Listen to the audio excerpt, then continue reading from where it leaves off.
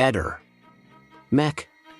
Pallister. Il caso di Liliana Resinovic presenta molti aspetti enigmatici, tra cui un dettaglio particolarmente intrigante: lo stato dell'edera nel luogo in cui è stato scoperto il suo corpo. Quando il corpo di Liliana è stato trovato il 5 gennaio 2022 nel boschetto dell'ex ospedale psichiatrico San Giovanni di Trieste, l'edera sottostante non mostrava i segni che ci si sarebbe aspettati dopo che un corpo vi fosse rimasto sopra per 3 settimane. Normalmente, il peso di un corpo sulla vegetazione dovrebbe causare compressione visibile e segni di umidità, ma nel caso di Liliana, l'edera appariva rigogliosa e intatta. Questo dettaglio insolito ha suscitato l'interesse degli inquirenti e degli esperti, portando a speculazioni e teorie alternative riguardo al tempo effettivo in cui il corpo di Liliana è rimasto nel boschetto. Per approfondire questa discrepanza, è stato condotto un esperimento. Un sacco di plastica,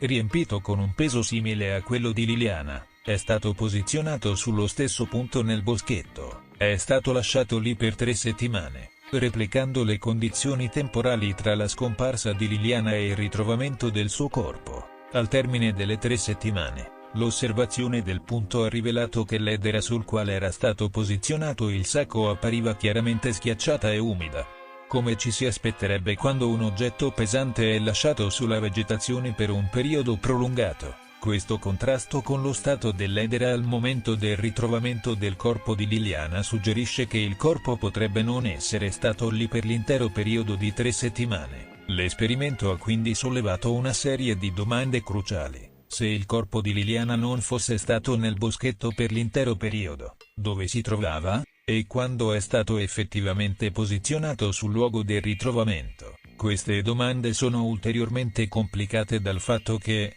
nonostante le piogge registrate tra il 14 dicembre 2021 e il 5 gennaio 2022, i sacchi contenenti il corpo erano sorprendentemente puliti e privi di segni di terra o foglie, che ci si aspetterebbe in tali condizioni. Questo aspetto del caso, noto come il giallo dell'edera, continua a essere un punto focale delle indagini, suggerendo che ci siano ancora molti elementi non chiari riguardo alla morte di Liliana Resinovic e alle circostanze del ritrovamento del suo corpo. La mancanza di segni sull'edera e la condizione intatta dei sacchi portano a ipotizzare che il corpo potrebbe essere stato trasportato nel boschetto poco prima del ritrovamento, aprendo la strada a nuove ipotesi investigative e alimentando ulteriormente il mistero che avvolge questo caso.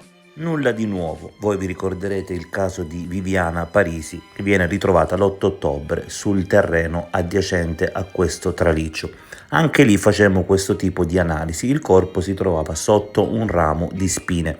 Era precipitato dall'alto, era sempre stato lì, in tal caso avrebbe dovuto prendere e colpire queste spine dall'alto verso il basso, non solo danneggiare alcuni rametti, ma averne tantissimi sotto di sé. Invece Liliana si trovava sotto questa pianta, i rami erano tutti intatti e le passavano di sopra, dimostrazione che lei non era caduta dall'alto, ma era stata appoggiata dal basso e quindi non era per questo stata intaccata alla pianta. Stesso discorso che vale per Liliana, che non avrebbe calpestato per lungo tempo quell'edera. Ehi, non dimenticare di iscriverti a questo canale.